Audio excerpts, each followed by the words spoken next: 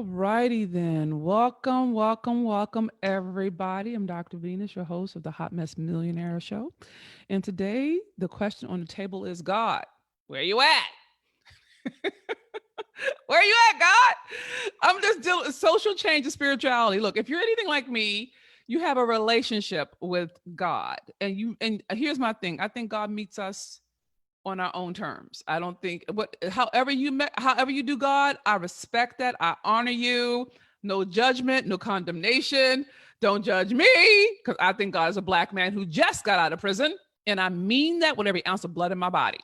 And so so if you're anything like me, you have a relationship with something bigger than you, whether you call it God, Jehovah, I don't know, Dalai Lama, Oprah, I don't care. What I do you, right? It's been like, well, God, where are you in the midst of all this social change? Where you at, God? Pull up, right? And so I've been being with it, and it's been something that's been heavy on me because I really love God. I'm like, God is my nigga. And I mean that in the most extended sense of the term, right? So when I'm like, okay, God, what's up with you that you're just letting them kill us? You're just letting them hang us, and defame our name, and all these acts of violence that feel very familiar, very old, like 400 fucking years old. And so I should tell you, I curse. I curse, y'all. I do. It's an art. Thank you, Bernie Mac. I cry and I pray sometimes in the same breath. So good luck with that. But what I'm trying to express to you is, how do you have faith? How do you activate your faith when you're being attacked, when you're being annihilated, when you're being brutalized, victimized, turned into a shooting spot for white police and black bodies, right? And so I've been praying on it, been talking about it, been fighting with God about it. And so I wanted to bring it here, and I got some things that are fresh, and I'm encouraging you. I'm encouraging you to walk with me. Now, let me just say a couple of things. For my faith-based people, for all of my traditional Christians, be very clear. I have read Isaiah. I have read the Bible. I probably can quote the Bible better than most devout Christians can. Okay. I want you to be clear. This is not someone who's talking who is not steeped in biblical principles. Okay. So let's get that together. All right. So you don't need to quote scripture at me. Promise you, I can quote them back at you. So that's not this. Okay. For all of my spiritual people who love the Lord but hate religion, you are welcome here too. Just know I'm going to be referencing some Bible stuff. Okay. I want to put that in like that. All right. For all my universalists, people who are universal, who energy or infinite intelligence or science based, atoms, neutrons, electrons, whatever you want to do, the energy, blah, blah, blah. I'm here for it. And you're welcomed here. All right. You're welcomed here. Here's what I'm requesting of everybody, no matter how you roll with God, respect my house. Please. I have a diverse tribe, okay? And what I am pointing to is a fundamental thorn in any person's side who believes in something bigger than them. So what I'm requesting is that you honor the space, okay? And I'm not suggesting you aren't. I'm just putting it out there because people come at different points in my conversation, okay? Now, I'm going to encourage you, if you haven't already, please share. Please tag, please get this word out, because there's no one else that I know of, and I'm willing to be wrong, who's actually having the conversations we're having. Second thing I want to put in is I have put down, if you look in the notes, I have put together a beautiful collection of resources, okay? And the first two, I think you should take action on right now. Register to vote. If you haven't already registered, please do so. And even if you think you have, check again, because they keep changing they keep changing where you can vote. You see what I'm saying? So please check up on it. Don't take it for granted. Don't assume it. Okay. Please don't assume. Okay. And if you know someone who's been in jail, there's a link I have here for them to check to see if they can, or how can they get themselves registered to vote, even if they have a felony. Okay, different states have different laws.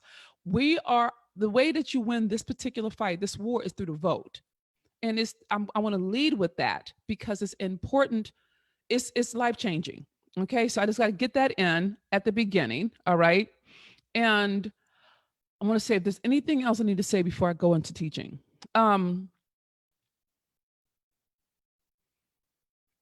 No, I think that's all for now.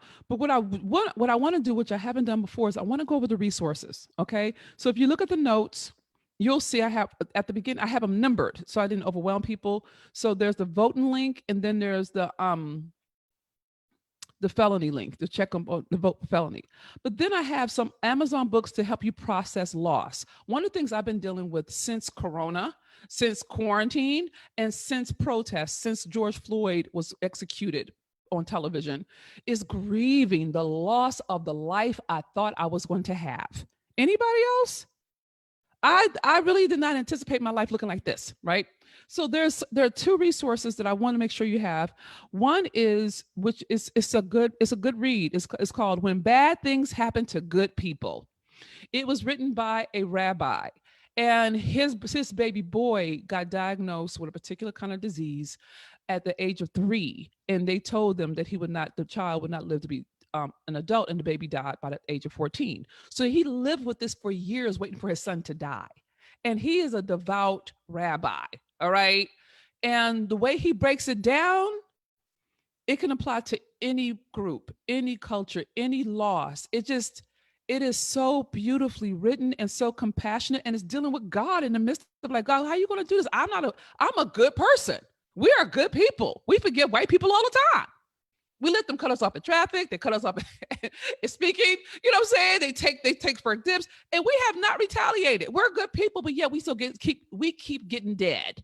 So the principles are applicable. So I'm going to encourage you to check up on that, read that book, or at least read the beginning of it to see if it resonates with you. You can look at Amazon and you can see it. Okay. And then there's another book that helped me. It's called On Grief and Grieving: Finding the Meaning of Grief Through the 5 Stages of Loss. There's this chick called Elizabeth Kubler-Ross. This chick is a bad woman. She's dead now, but she is like the pioneer on death and dying. She brought dignity to death in a lot of ways. Well, she and this other dude, they got together and they wrote about grieving. His name is David Kessler. Okay. It is for all of my clients who have gone through some loss, I have them read this book. They do something in this book. It's part of what I'm asking you to start thinking about in terms of your own mental and emotional and spiritual well-being is processing the grief that you see every day. Okay. I need you to start processing it. I need you to start writing it out. I need you to start, I don't know, beating pillows. I don't care what it takes, but I put these resources in because they work. I've been standing and walking with people for 30 years. Okay. It's what I do. And part of what I need to give you as we move through this as a collective, as a people, as a race, as the human race, is that you have to process this grief. Otherwise, it will eat you alive. Okay. So I want to give you those 2 resources. And then I got crazy with it because you know how I do. So then I put together this, and I only did 3 this time, but I have like 4 categories. All right. So after the processing, I have how the Bible has been used to oppress and justify slavery and white supremacy. So I have 3 resources there, and they are dope, and they're simple reads. These are softer ones, less heady, but very, very useful. Okay. One is called White Supremacist Ideas Have Historical Roots in U.S. Christianity. Second one is How Christian Slaveholders Use the Bible to Justify Slavery. It's a Time article. Read it. And then number 3, just for good measure, Donald Trump, the Bible, and white supremacy. Just so you know, it's good stuff. Okay, and that's with the Harvard Divinity School. I believe that's one. And then I threw one in that's off topic, but I loved it. It's called Policing is the Glue of Whiteness. Girl, please read this. It takes all the mystery out why they do what they do. I was talking to my mom. I was talking to Nana this morning. My mom is the chairman of the board for my company. She can veto me. And we were talking along with our team member. We meet once a week. And she said something that was so dope, but only someone who's 75 could say it.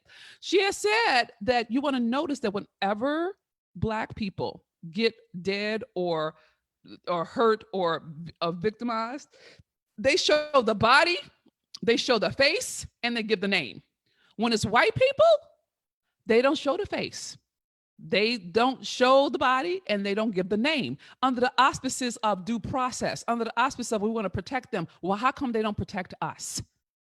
I was looking at T.I., um, the rapper T.I. I saw one of his videos when he was talking about how come we never see in the news white kids or white men or even white Karens, y'all know how it is, getting beat by the police or shot. If anyone has any video of that, please send it to me.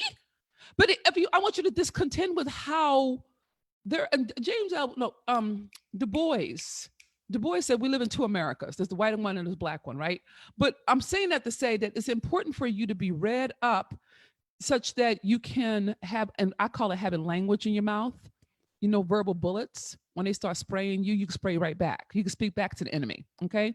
So I want to make sure you have that one. And then I have Bible strategies. I spell strategies wrong. Don't judge me. And one of the things I loved was I found this article that has 100 Bible verses in spiritual armor. It is so good. So if you ever want to, if you want to get out of Isaiah, or if you want to if you want to just pull it from different places, this is 100 verses. Okay. And then there's this book by Beth Moore. It's called David, 90 Days with a Heart Like His. It is one of the prettiest books I've ever done. It's like a journal with reflections and Bible verses in it, where you can write about it. But this is the only person in the Bible, in the Christian Bible, that talks about David having a heart like God's. And that David was a man who took after God's own heart. And so it comforted me. So I wanted to share that with you. That something made me happy. And then I'm gonna tell you, I'm listening to this right now. There's this chick called Joyce Myers. She is a Bible thumping chick, fire and brimstone, Jesus is Lord kind of chick, and she is fierce. Love me some her. I don't agree with everything she says, but I don't have to. I love her stand in her conviction. All right. I love who she is. Anyway, she has this series called The Redemptive Names of God. I listened to this in 2003 when I was finishing. Well, I had just graduated from Stanford. Oh, well, I was in my last year of Stanford. And I listened to it and I was doing research, blah, blah, blah, blah. And it changed my whole perspective on life. And I brought it back now because of everything that's happening with quarantine and with Black Lives Matter, and it's doing it again. Her word is strong, really strong, and she's so clear about what she believes and what she stands for. I encourage you to check it out. She only does audio tapes. I had to go buy a boom box to be able to listen to it, okay? Now, for spiritual strategies, my favorite resource on the planet is this kit called Life Visioning, a step-by-step process by realizing your highest potential. It's by Reverend Michael Beckwith of Agape International. Okay, it is the best thing I've ever had. I've done that with clients. I do it myself periodically. I've been using the same process for at least 15 years. Okay, and it's dope. So I'm going to encourage you for that one. And and then I have two other books that really helped me be able to access my divinity and get back in touch with God, which were Trust, Mastering the Four Essential Trust, Trust in Self, Trust in God, Trust in Others, Trust in Life by Anna Benzant. Beautiful, hard to go through, but perfect. And then she has a book called Forgiveness, 21 Days to Forgive Everyone for Everything. That book messed me up in the best way because it took something to do the processes. Each one of these texts has a process tied to it, and I put it there on purpose for your spiritual wellness. All right. So I think that's all I got for that. So I just want to walk you through those just because they were important to me. And I want to make sure no matter where you fall on the spectrum of how you do your faith, you have some kind of resource. Okay. So that being said, I know that was a long lead in, but I'm okay with it. Let me get to the teaching in the most official way. Okay.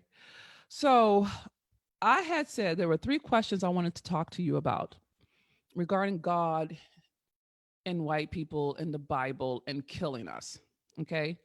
The first question is this: if God loves me, then why would a loving God let the police kill us for so long? Right. And me and God, like I said, had some words about it.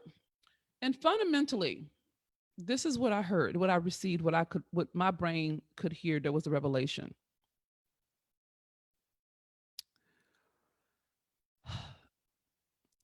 I use the word let. God, why do you let them keep killing us? Why are you letting them? Right. And what I, prayer, meditation, doing my thing, introspection, what I understood was every action has a reaction.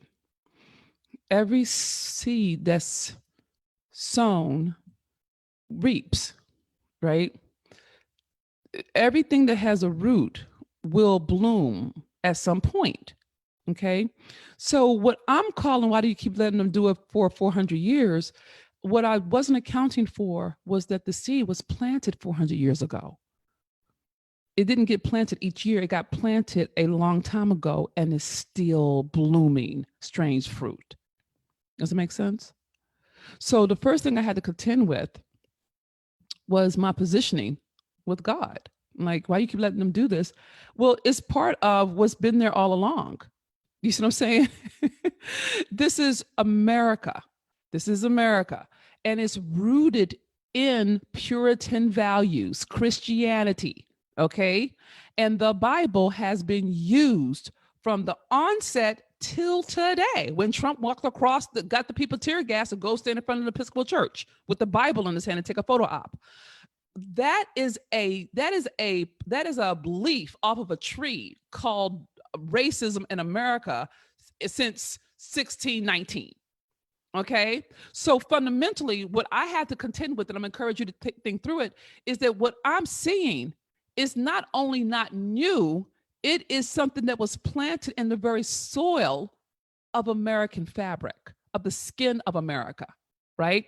So that's the wrong question to ask God. At least for me, it was. So I said, God, if you love me, why would a loving God let the people keep killing us? What I'm dealing with is, it's not a letting, it's a fallout of a tree that was planted that hasn't been uprooted yet. Did you catch that? If you plant a tree 400 years ago, it's still blooming fruit from that seed. So the thing isn't about letting, it's a natural fallout from the seed that was planted. If you plant, I don't know about planting, y'all, so forgive me. If you plant a seed for, I don't even, something has a seed, a pumpkin. I don't know if that's true. Let's go with trees. If you plant a seed for a tree, it grows its roots down, and then it does the branches and the bark and all that, but it goes down before it goes up.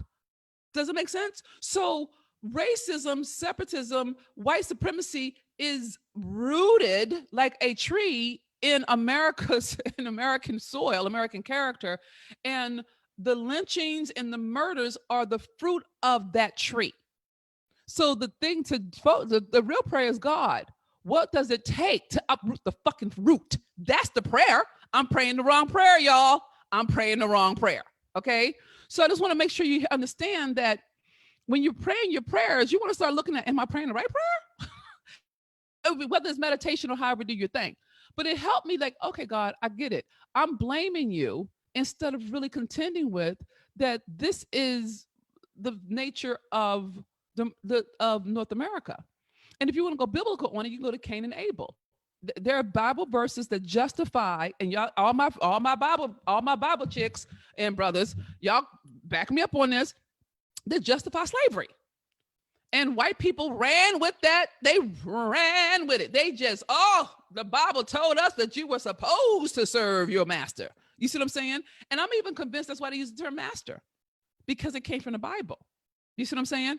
And so one of the things I'm going to encourage us to start thinking through is that if we hold it, well, let me say, if I hold it as human beings manipulating the Bible for their self-interest, I stop blaming God. That was preached, Lord. I don't know if they heard it. I'm going to try one more again.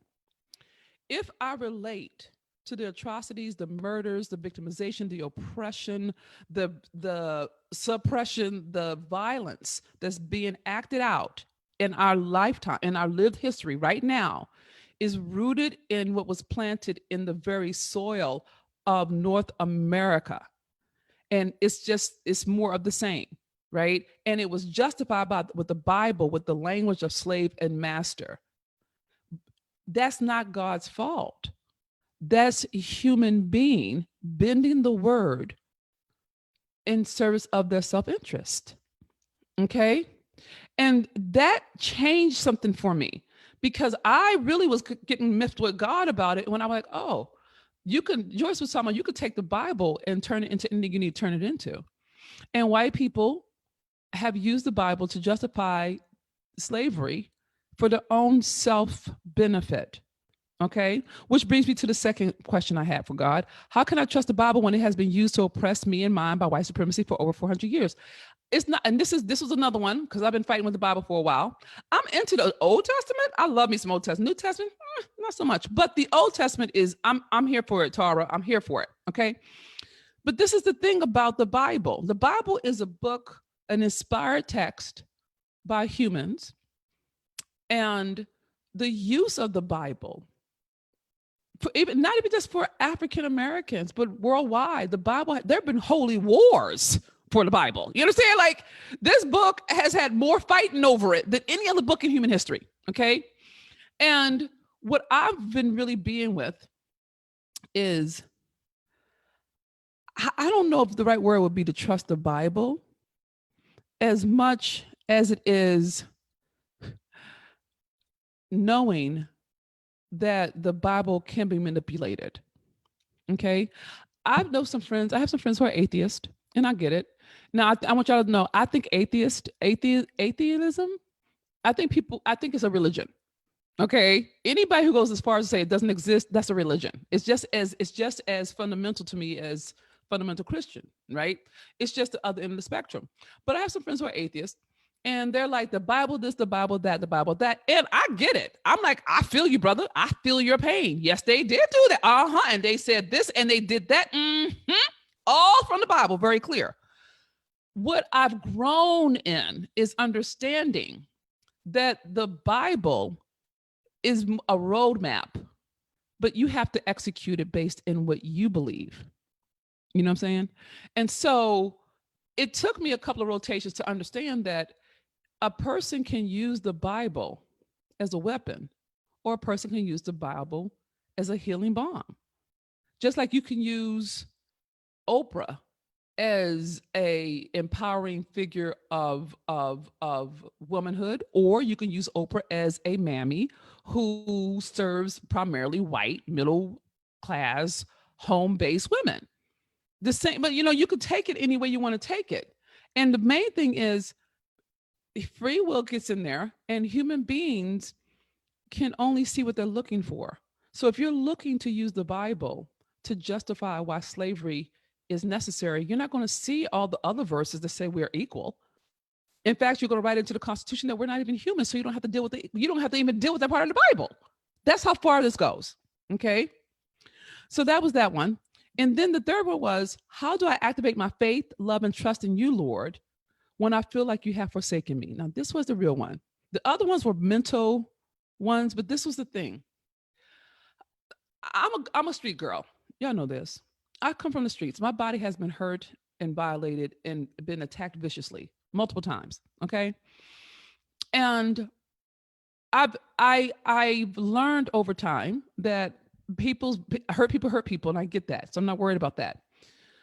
But I got into it with God, and I go, how come, if you love me, why do you keep letting me be hurt? Why do you keep leaving me? And I realized, and y'all may be ahead of me, y'all may already know this, but this was something that blew my mind in my prayers, that it lands in your ear. Okay.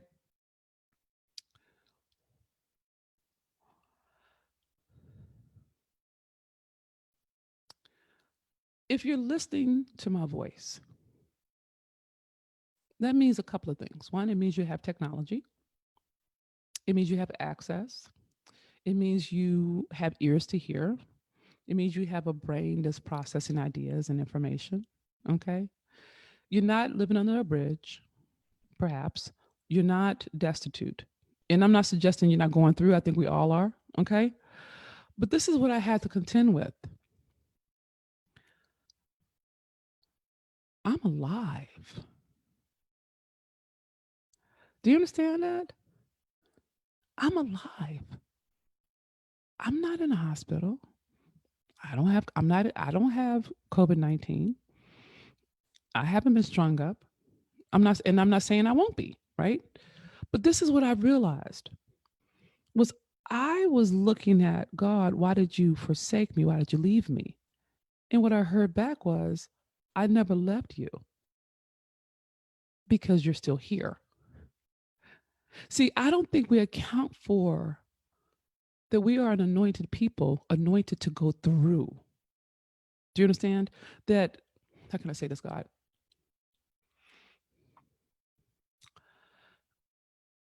I love being black. I love my ancestors. I love the people who lived and died for me. I do. I'm here for it. But I'm really present to that as a collective, as a people, we have a particular anointing of being able to make something out of nothing, being able to get up when life has knocked us down, generationally, to keep moving forward when everything is stacked against us. And I haven't counted that as God. I was looking at, okay, God, I'm not as far as I think I should be. I'm I'm like, oh, well, damn, but you're alive. That means God has been with you in the furnace. You know, I will be with you always doesn't mean you won't go through. I've gone through multiple ways, right? And God has been with me all the way because I'm here and I'm whole. And I haven't been counting a wholeness. I have my attention so on the gaps and the violence and the murders that I wasn't contending with. Well, damn, B, not only are you alive, you're feeding over 125,000 people every day, mentally, emotionally. You know what I'm saying? You're able to process and think and put language on stuff that other people can't even articulate. That's God. God is moving through us. If you think about it in the most awful way, Black people, Black Lives Matter has unified the world. Do you understand? Like, Germany had the biggest protest in the world for Black Lives Matter. Germany. That's Hitler's old turf. You see what I'm saying? It is profound. It's like, well, damn, God, are you trying to tell me, and I do believe this, that from those rotten seeds, from all of that hate and bigotry and entitlement, from all of the roots of white supremacy in North America, the actual world is unifying, the world is transforming because of us, because of our pain. I'm gonna tell you, I believe strongly we're the chosen ones. I believe that with I believe that to my bones. And I know there's some people who will say, okay, other groups are chosen. Hey, I say we're the chosen ones. Okay. And I believe strongly that when you're chosen, you're given a level of power and skill and wherewithal that actually has you model for the world what it looks like to walk in faith, what it looks like to be anointed, what it looks like to be appointed, what it looks like to be touched by God. That was what I believe. Okay. So what after being, me and God doing our fighting thing, because that's what we do. I got very present to we're an anointed people. Each one of you have gone through something and you made it to the other side. Have you not? Have you not? Haven't you got back up when life kicked you and knocked you to your knees? Haven't you? That's a real question. Have you not gotten back up? Have you not believed again and hoped again and tried again when you felt like you couldn't do anything but lay on the floor? I mean, haven't you got cleaned up when you were an addict or alcoholic and started your life again, or forgave yourself, or forgave other people for hurting you and for violating your sense of self? Have you not? It's the same thing to me. It's like, okay, V, if you can get off the streets and not hate women, men, and life, and still love with the same fervor you did as a kid, then you can do this because it's the same thing. because I'm not my body. Do you understand? I'm not my body. I'm God wrapped in flesh. I'm a spiritual being having a human experience. My body has been wounded. It has been tarnished and torn and burned. And I have the scars to bear. I have the scars. Okay. So it's not our bodies, it's our spirits. And if you fight flesh with flesh, you will lose. So I'm not holding the fight anymore as a flesh fight. I'm holding it as a spiritual fight. I'm holding it as spiritual warfare. That's what I'm doing. I'm shifting my focus to spiritual, and I'm not, doesn't mean I'm still going to march. You know what I'm saying? You know what I'm saying? I'm still going to donate. I'm still going to educate. But energetically, I'm not going to, the battle's not mine. It's not my battle, it's God's. I can't fight supremacy. I can't win. I can't get that root up as an individual. But as a spirit, connected to spirit with other spirits, we can move anything. You know what I'm saying? And so I'm changing my game plan, man. I'm going spiritual warfare on this. You know what I'm saying? And I mean, you can do the whole armor of God. You can do whatever you got to do. What I do is I write. Okay. That is what I do. I protest with my pen. You know what I'm saying? My voice is what I do. So I wrote a piece called Spiritual Warfare. I kind of want to read it, kind of don't, but the fundamental thing I'm out to articulate to you, if you want to access your divinity, if you want to get back in touch with the God in you, then you have to remember who you are. You have to remember that you are God wrapped in flesh. You are God's hands and God's feet, whatever way you do your thing. You see what I'm saying? You are the answer to millions and millions of people's prayers. And you may never see them. You could send out one post or one blog or one conversation, and that will touch people that will never know your name. But that doesn't mean you didn't get your job done. Okay? So there's a whole level of honoring the anointing that gives you the wherewithal to keep going as an honor, not as a survival. You understand? That's different. It's like I'm no longer fighting the pain of being a Black woman. You see what I'm saying? I'm like, God, why you put me in a female Black queer body? What the fuck was that about? Right? God said, because you were built for this time. I wouldn't have made it in 1970. It probably would have killed me. Probably in 50s, I wouldn't have made it. But in 2020, I'm built for this. This is all mine. I'm convinced God created this world just for me to actually show out. You see what I'm saying? So it's a whole reorienting. I'm going to encourage you to move from flesh to spirit, whatever way you do your thing. Okay. And you can do your thing through gratitude. You can do your thing through prayer. You can do your thing through meditation. You can do your thing through introspection. You can do your thing whatever way you need to do your thing. I'm just saying, if you focus on and you keep dwelling inside of what you can't do, you never make room for what God can do through you. Does it make sense? I don't know if I hope that landed. And so in terms of getting in touch with just your divinity, I got a couple of things I want to share. The first one is, remember that you are spirit. You're not your body. George Floyd is not his body. He's a spirit. And his spirit has transformed the world. Okay? I'm not justifying murder. I'm not at all. And I'm not taking my foot off the gas with that. Faith without works is dead. That's not what I'm out for. But I'm talking about the spiritual wellness of actually bringing spirituality to social change. What if we took on visioning a world that works for everyone? What if we took on, and I'm not being woo-woo about it. I'm saying we still doing everything. We're still doing all the pieces. You know what I'm saying? I just donated again today. You know what I'm saying? Like, I'm not saying an either or. I'm saying both and. Like, what if we brought our spiritual faith, our belief, our love, our trust, our knowing of that which is greater than us to social change, purposefully, loudly? What if we prayed out loud? You know what I'm saying? What if we spoke back to the enemy? We call white supremacy the devil.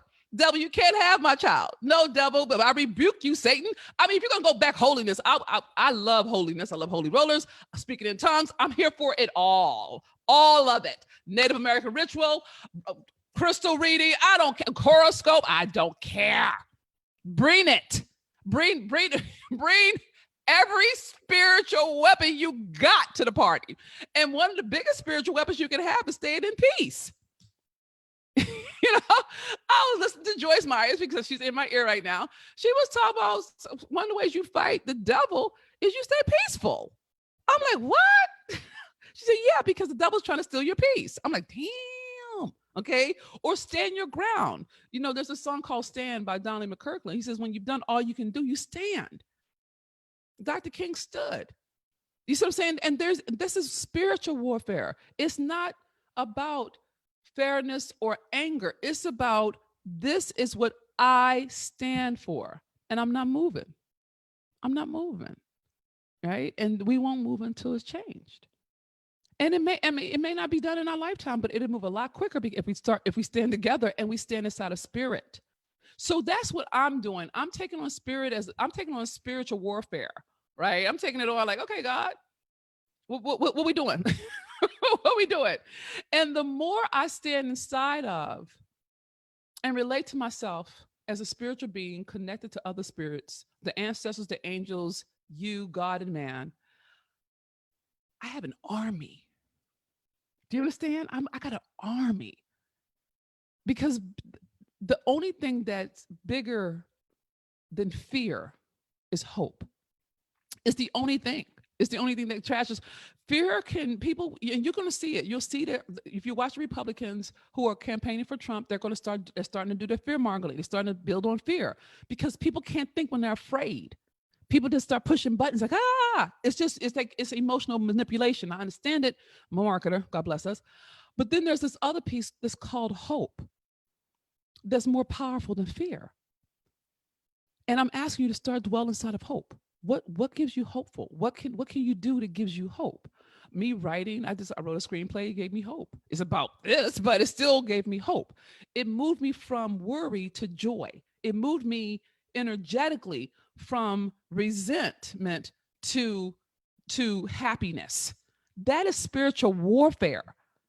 Finding joy, creating joy in the midst of the fight. If you think about our ancestors, they did it all the time. They found joy and love in the midst of slavery and Jim Crow. That's how they procreated us. You know what I'm saying? With the songs, with the dancing, with the Bible reading, with the storytelling, with creating the blues, with, with making music out of stuff that was laying around. Do you see what I'm saying? I want you to hear the word of it like, oh, damn. How can I create joy? That's spiritual warfare. You know, Joyce Myers was talking about, you could talk directly back to the devil and say, hey, and you can spit it, look, I'm the righteousness of God. You're a liar, devil.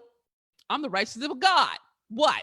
And whatever your thing is, right? And so I'm playing with it because it gives me joy. It gives me power. I get empowered knowing that God's got my back and that it's not my fight.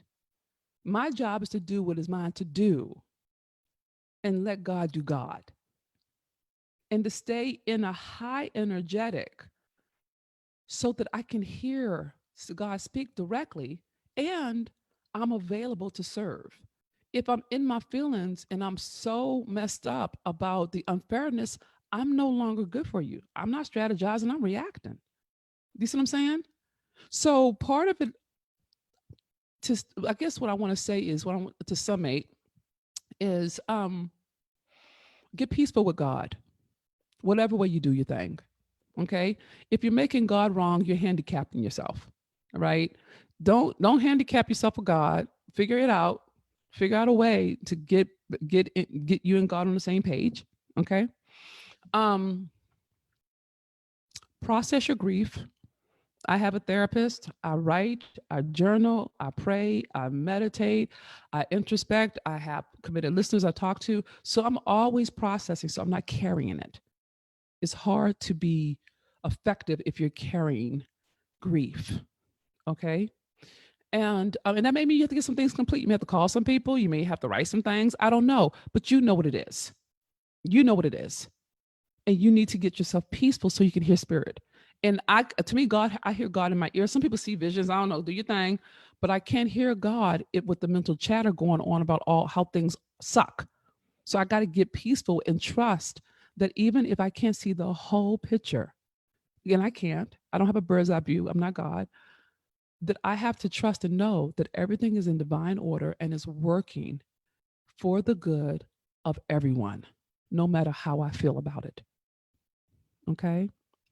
And then the last thing is to find some joy, create some joy, and be proud of you for being alive. You're one of the chosen ones.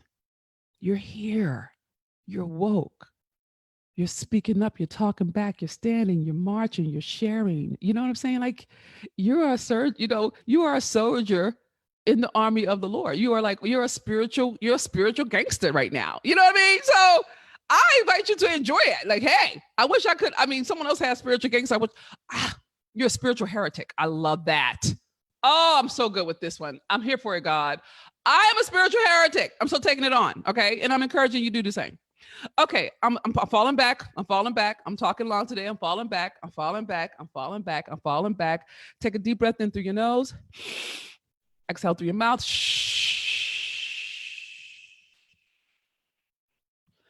Deep breath in through your nose. Exhale through your mouth.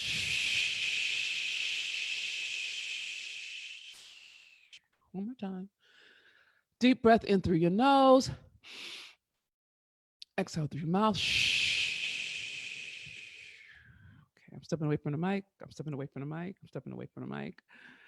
Okay, I love you in that agape way. I thank God for you. You are truly the way, the truth, and the light. I love you in that with my whole heart. And thank you for listening to my word. If you were fed by this word, this life-giving word, this life-loving word, please pay it forward. You know, especially share the post so people have access to these spiritual tools. Part of being able to stand for social change is being well.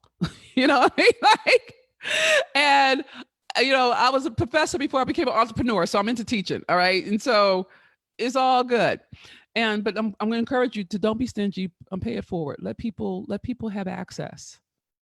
And encourage them to look at it. They don't have to look at all the resources, but he's like, hey, here's some good Bible verses, or hey, here's some spiritual things, or hey, here's an article about whiteness in the police. Check it out, or whatever. But we can go further together. And I just thank you in advance for your partnership and service of all of us winning. I love you with my whole heart. I thank God for you, and that's all I have for now. Please know that your love beyond measure, my sweet sisters and success and the brothers who love us. And remember this, you are worth so much more than you have ever been taught to believe. Okay? This is Dr. Venus, your hot mess millionaire. I love you and goodbye for now. Oh, and don't forget to share.